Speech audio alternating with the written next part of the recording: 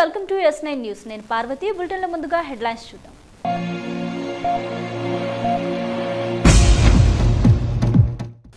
The Palamuru cooperative bank ఖాతాదారుల విశ్వసనీయతతో ముందుకు దూసుకువెళ్తుందన్న bank chairman Kumaraswamy. ఘనంగా బ్యాంకు నూతన కార్యవర్గ సభ్యుల ప్రమాణ స్వీకారం.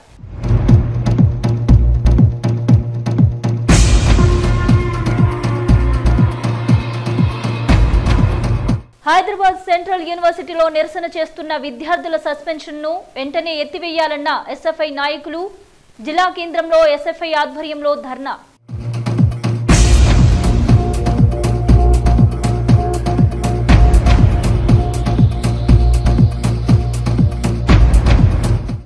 వెంటనే స్టాఫ్ గెస్ట్ లెక్చరర్స్ ను రెన్యువల్ చేయాలన్న మాజీ మంత్రి శ్రీనివాస్ గౌడ్. తెలంగాణ భవనంలో మాజీ మంత్రి మీడియా సమావేశం.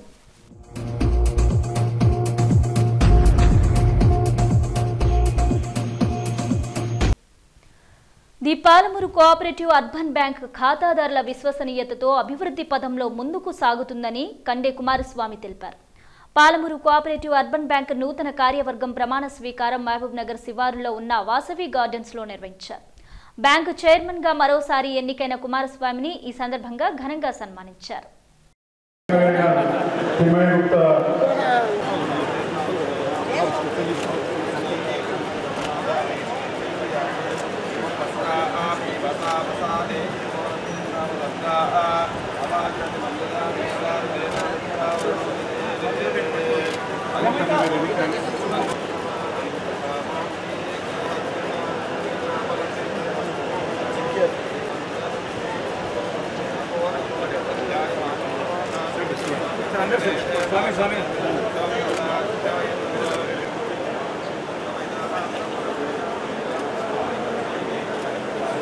శ్రీ కృష్ణ గారికి సన్మాన కార్యక్రమం జరుగుతుంది. దీనికి డైరెక్టర్లు కూడా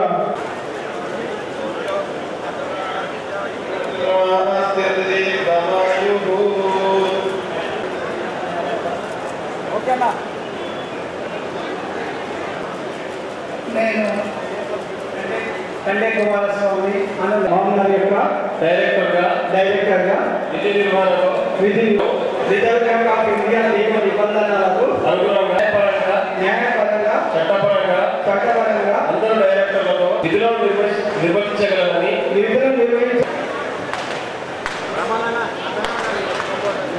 థ్యాంక్ యూ అందరు డైరెక్టర్లకు. ఒక్కసారి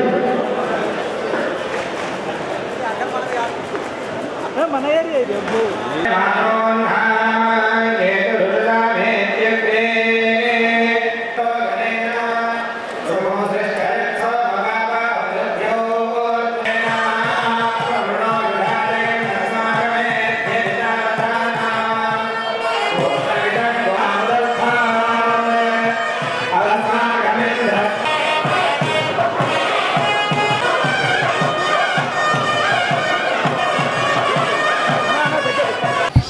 అందరికీ నమస్కారము.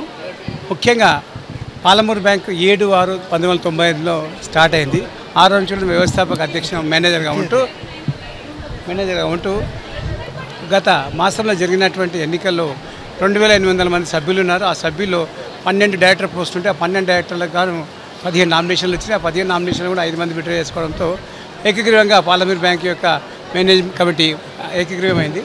అందుకు వాటాదారులకు అందరికీ ముఖ్యంగా నేను ధన్యవాదాలు తెలియజేస్తున్నాను. ఈరోజు ఈ కార్యక్రమానికి ఇచ్చేసిన మా గురువు సద్గురు రామ్మోహన్ స్వామి గారు కూడా ధన్యవాదాలు చేస్తున్నాను. అలాగే మున్సిపల్ చైర్మన్ ఆనంద్ గారికి మరియు మామూలు శాసనసభ్యులైన ఎన్ఎం శ్రీనివాస్ రెడ్డి గారికి కూడా ధన్యవాదాలు తెలియజేస్తున్నాం. మా బ్యాంకు పెట్టిన రోజు నుంచి కూడా 18% డివిడెండ్ ఇస్తుంది. ఇప్పుడు 25% డివిడెండ్తో వాటాదారులకు అందరికీ కూడా సేవలు అందిస్తున్నాము. ఖాతాదారులకు వాటాదారులకు మరియు నా యొక్క కొత్త కమిటీ ద్వారా పబ్లిక్ చెప్పడం ఏంటంటే సొంత భవన నిర్మాణానికి ప్రయత్నం చేస్తాను. అలాగే ఒక 5 బ్రాంచీలు కూడా కొత్తగా మాకు ఏర్పాటు చేయడానికి అవకాశం ఉంది కాబట్టి 5 బ్రాంచీలు గూగుల్ పే, ఫోన్పే, యూపీఐ కూడా మేము అధికారికంగా తీసుకొని అతి త్వరలో ప్రకటిస్తామని తెలియజేస్తున్నాం. ధన్యవాదాలు.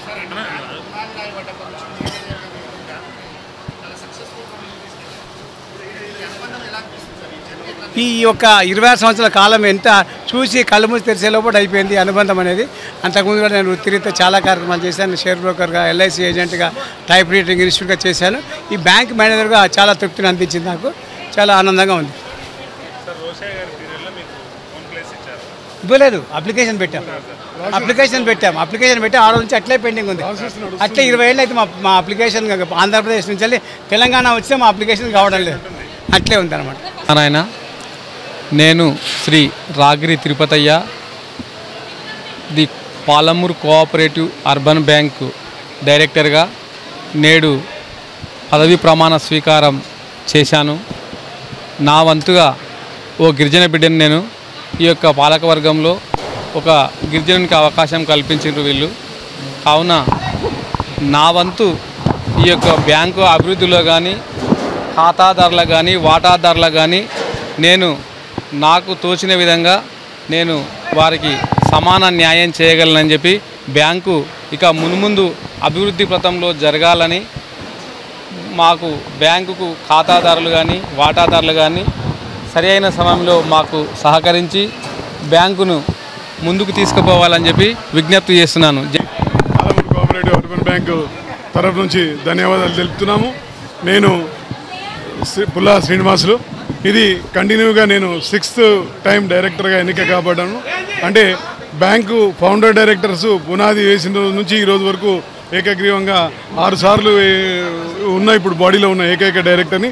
మరి ఈసారి కొత్త చైర్మన్ కుమారస్వామి ఆధ్వర్యంలో మేమంతా ఒక టీమ్గా ఖచ్చితంగా బ్యాంకుకు కృషి చేసి అనర్గళంగా మరి మిగతా ప్రాంతాల్లో కూడా బ్రాంచ్లు ఏర్పరచడానికి మరియు ఐటీ సిస్టమ్ డెవలప్ అయినట్లు ఫోన్పే కానీ గూగుల్ పే కానీ డెవలప్ చేయడానికి మరి బ్రాంచ్లు ఏర్పడడానికి ముఖ్యంగా మహబూబ్ నగర్లో సొంత భవనానికి కృషి చేసి వ్యాపార పరంగా మహబూబ్ నగర్లో మన వాళ్ళకి ఎంతోమందికి పాలమూరు కోఆపరేటివ్ బ్యాంకు ఉపయోగపడే విధంగా కృషి చేస్తామని దానికంతా మీరు కూడా సహకరించాలని ఇక్కడ ఈరోజు వచ్చేసిన ప్రతి పౌరునికి ప్రతి ఒక్క వాటాదారునికి ఖాతాదారునికి మరియు సేవాభిలాషులకు మీడియా మిత్రులకు అందరికీ కూడా ధన్యవాదాలు తెలుపుతున్నాం. Thank you. కాంగ్రెస్ ప్రభుత్వంపై మాజీ మంత్రి శ్రీనివాస్ గౌడ్ ఫైర్ అయ్యారు. తెలంగాణ భవన్లో నిర్వహించిన మీడియా సమావేశంలో ఆయన మాట్లాడారు. ఇంటర్ డిగ్రీ కళాశాలలు జూన్ 1 నుండి ప్రారంభమైనా కానీ 35% స్టాఫ్ గెస్ట్ లెక్చరర్స్ను రెన్యువల్ చేయలేదన్నారు. దీంతో ప్రభుత్వ కళాశాల విద్యార్థులు ప్రైవేటు కళాశాలలకు వెళ్తున్నారని, వెంటనే సమస్య పరిష్కారం చేసి పేద విద్యార్థులకు న్యాయం చేయాలని ఆయన కోరారు. దీనిపై రాష్ట్ర ప్రభుత్వం దృష్టి సారించాలన్నారు. పర్మనెంట్ లెక్చరర్లు లేని కళాశాలలు 25 ఉన్నాయని చెప్పారు. 3000 మంది గెస్ట్ లెక్చరర్స్లకు ఉద్యోగ భద్రత లేకపోవడంతో వారు రోడ్డున పడ్డారని పేర్కొన్నారు. తక్షణమే వారికి జీతభత్యాలు పెంచాలని వెల్లడించారు. తమ హయాంలో అనేక ప్రభుత్వ కళాశాలలు మంజూరు చేశామన్నారు. ఇంటర్మీడియట్ డిగ్రీ కాలేజీలు జూన్ 1వ తారీఖు నుంచి స్టార్ట్ అయింది. రాష్ట్రంలో దాదాపు 425 జూనియర్ కాలేజీలు అదేవిధంగా డిగ్రీ కాలేజీలు ఉన్నాయి. 35% స్టాఫ్ గెస్ట్ లెక్చరర్ల ద్వారా టీచింగ్ అనేది ఉంటుంది. మరి జూన్ 1కి స్టార్ట్ అయింది, 1 మంత్ దాదాపు కావస్తూ ఉంది. ఆ గెస్ట్ లెక్చర్స్ రెన్యువల్ చేయడానికి మూలన కాలేజీలో లెక్చర్స్ ఉంటారో లేరు అని చెప్పి విద్యార్థులు మొత్తం ప్రైవేటు కాలేజీల వైపు వెళ్తూ ఉన్నారు. గవర్నమెంట్ కాలేజీలో చదివే పేద విద్యార్థులు కొంతమంది తల్లిదండ్రులు లెక్చర్సే లేదు కాలేజీలలో, ఏం చదువుతారా ప్రైవేట్కి పో అనే పరిస్థితి వస్తూ ఉంది.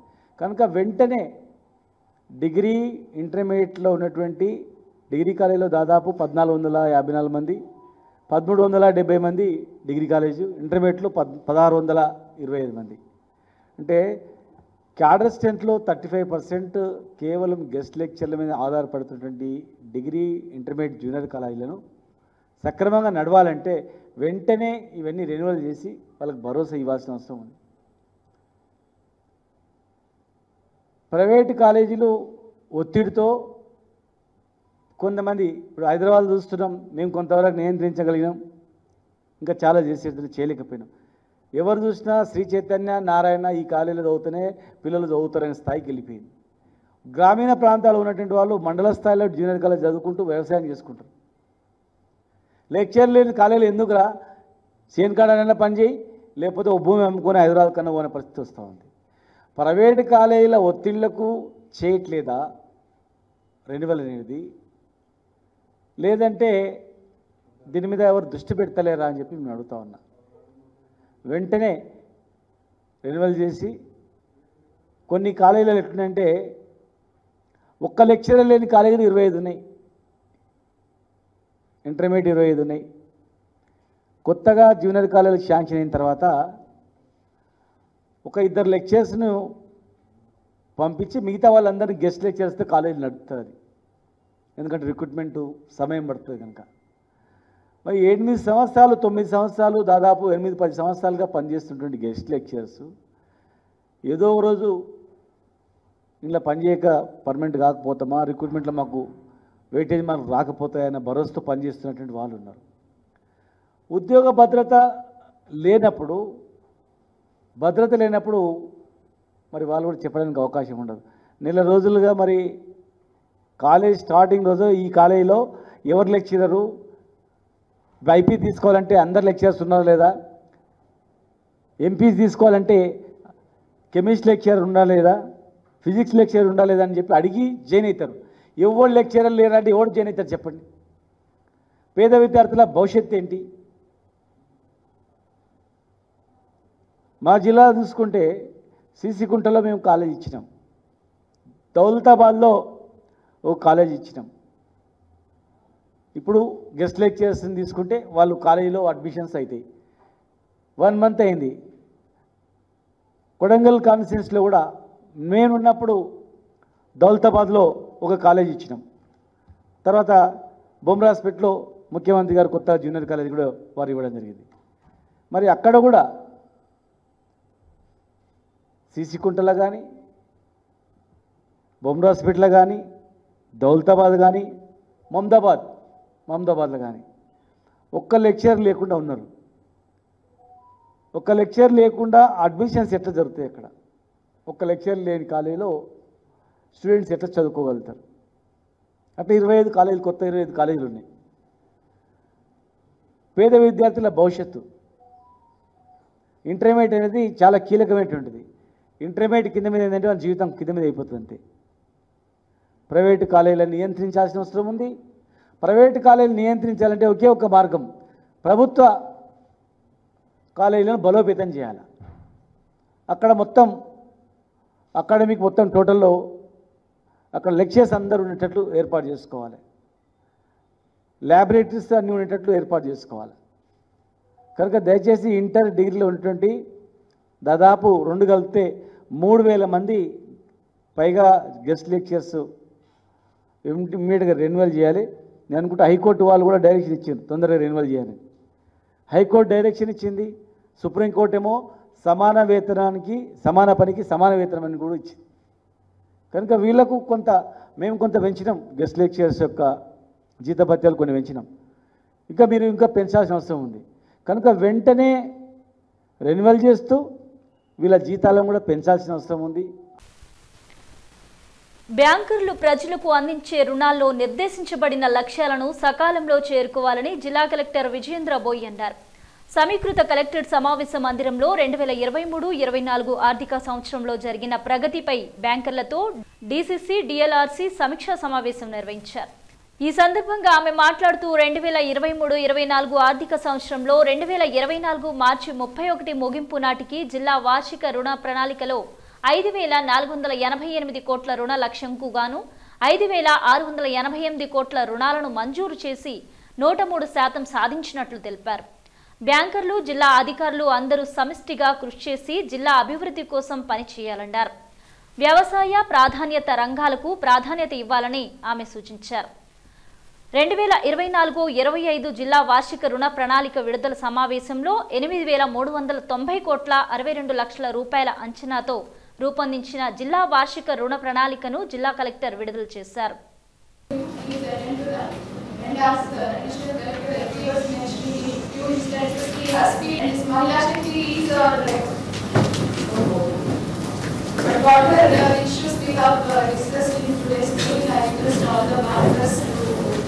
look at all those issues and attend to them.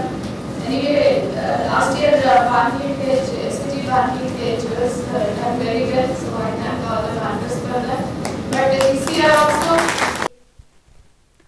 Hyderabad central యూనివర్సిటీలో జరుగుతున్న విద్యార్థి ఎన్నికల్లో ఏబీవీపీ కూటమిని ఎస్ఎఫ్ఐ ఓడించి అన్ని కూటమిలను కైవశం చేసుకుందని, విద్యార్థుల్లో ఎటువంటి సమస్యలు వచ్చినా వాటిని పరిష్కరించేందుకు ఎస్ఎఫ్ఐ కృషి చేస్తుందని ఎస్ఎఫ్ఐ జిల్లా కార్యదర్శి ప్రశాంత్ అన్నారు.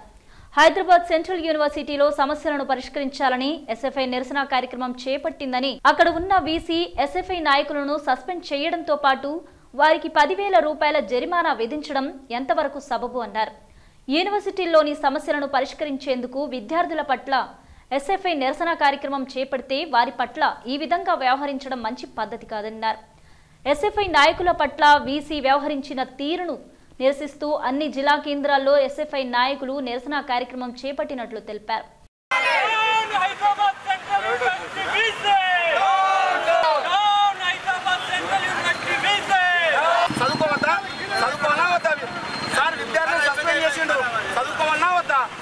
చదువుకోవాలంటే మీరు కోఆపరేట్ చేయాలి. మీరు ఇక ఖచ్చితంగా భవిష్యత్తులో వాళ్ళపైన వాళ్ళకి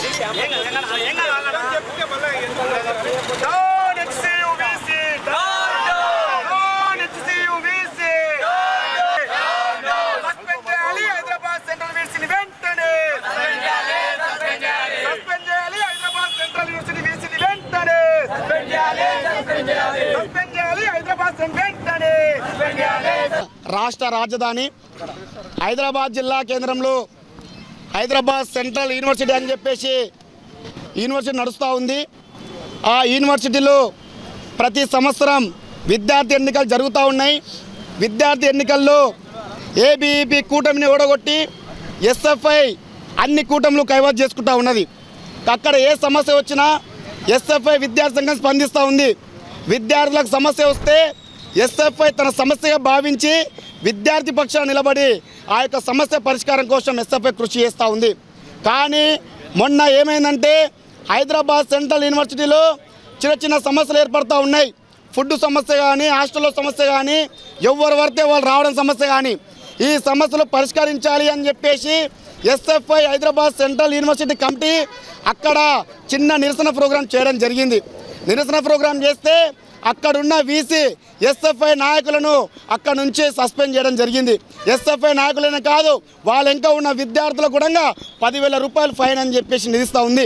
అంటే యూనివర్సిటీలో సమస్యలు వస్తే నోరెత్తి మాట్లాడొద్దా, యూనివర్సిటీలో సమస్య వస్తే పరిష్కారం కోసం కొట్లాడొద్దా, నిరసన ప్రోగ్రాం చేయొద్దా అని చెప్పేసి మేము ఈరోజు అడుగుతూ ఉన్నాం. ఎందుకంటే విద్యార్థుల పక్షాన విద్యార్థుల గురించి ఆలోచించేది ఒక భారత విద్యార్థి ఫెడరేషన్. ఈరోజు దేశ కమిటీ పిలుపు మేరకై ప్రతి జిల్లా కేంద్రంలోనే నిరసన చేస్తూ ఉన్నాం. ఎందుకంటే అక్కడున్న వీసీ విద్యార్థుల పక్షాన ఆలోచించకుండా ఎవరు బలంగా ఉంటే కేంద్ర ప్రభుత్వం చెప్పిన మాటలు వింటా ఉన్నాడు. కేంద్ర ప్రభుత్వం కాదు, హెచ్సి విద్యార్థులకు ఏ సమస్య వచ్చినా ముందుండి కొట్లాడేది ఎస్ఎఫ్ఐ అని చెప్పేసి కూడా అక్కడున్న వీసీకి తెలియజేస్తూ ఉన్నాం. మేము ఒకటే విజ్ఞప్తి చేస్తూ ఉన్నాం, హైదరాబాద్ సెంట్రల్ యూనివర్సిటీ వీసీ తక్షణమే స్పందించి విద్యార్థులను ఎవరైతే సస్పెండ్ చేసిర్రో వాళ్ళందరినీ తిరిగి తీసుకోవాలి.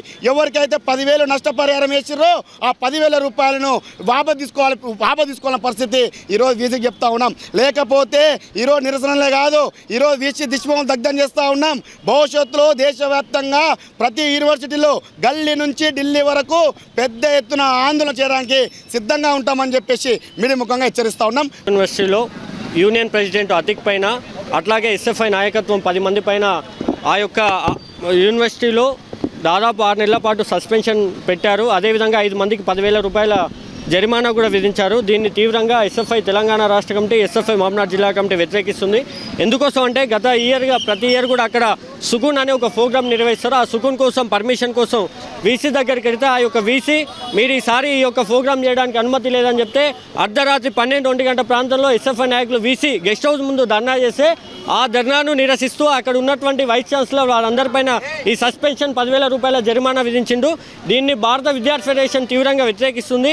భవిష్యత్తులో ఏదేమైనా ఇలాంటి ఘటనలు పునరావృతం కాకుండా అక్కడ ఉన్నటువంటి వీసీ బాధ్యత చేపట్టాలి. ఎందుకోసం అంటే హైదరాబాద్ సెంట్రల్ యూనివర్సిటీ అంటే ఖచ్చితంగా నిరసన తెలిపే హక్కు ఉంటుంది. ఆ హక్కును కూడా కాలరాస్తున్నటువంటి వీసీని తొలగించాలి. ఖచ్చితంగా భవిష్యత్తులో విద్యార్థులకు ఎలాంటి సమస్యలున్నా ఎస్ఎఫ్ఐ నిరంతరం పోరాటం చేస్తామని మేము తెలియజేస్తున్నాం. నీట్ పరీక్షా పత్రాలు లీక్ అవ్వడాన్ని నిరసిస్తూ జాతీయ యోజన కాంగ్రెస్ అధ్యక్షులు బివి శ్రీనివాస్ పిలుపు మేరకు మహబూబ్ నగర్ ఎమ్మెల్యే ఎన్ఎం శ్రీనివాస్ రెడ్డి సూచన మేరకు ఈ నెల 27న జరిగే పార్లమెంటు ముట్టడి కార్యక్రమాన్ని చేపట్టినట్లు మహబూబ్ నగర్ యువజన కాంగ్రెస్ అధ్యక్షులు చంద్రశేఖర్ తెలిపారు. ఈ సందర్భంగా ఆయన మాట్లాడుతూ గత ఎన్నికల్లో కేవలం దేవుళ్ల పేరు చెప్పి కులమతాల మధ్య గొడవలు పెట్టి గద్దెనెక్కిన బీజేపీ ప్రభుత్వం పరీక్షా పత్రాలను లీక్ చేస్తూ లక్షలాది మంది విద్యార్థుల జీవితాలతో చెలగాటమాడుతుందని విమర్శించారు.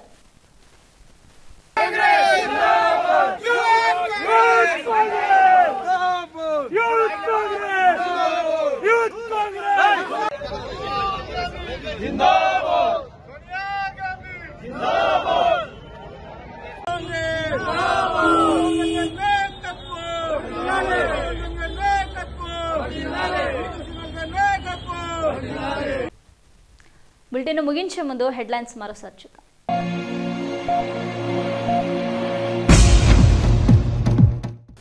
ది పాలమూరు కోఆపరేటివ్ బ్యాంక్ ఖాతాదారుల విశ్వసనీయతతో ముందుకు దూసుకువెళ్తుందన్న బ్యాంకు చైర్మన్ కుమారస్వామి. ఘనంగా బ్యాంకు నూతన కార్యవర్గ సభ్యుల ప్రమాణ స్వీకారం.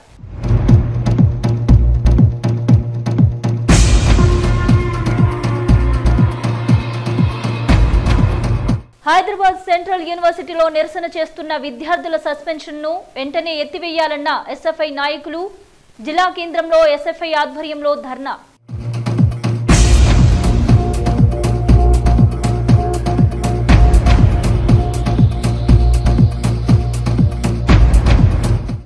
వెంటనే స్టాఫ్ గెస్ట్ లెక్చరర్స్ ను రెన్యువల్ చేయాలన్న మాజీ మంత్రి శ్రీనివాస్ గౌడ్. తెలంగాణ భవనంలో మాజీ మంత్రి మీడియా సమావేశం.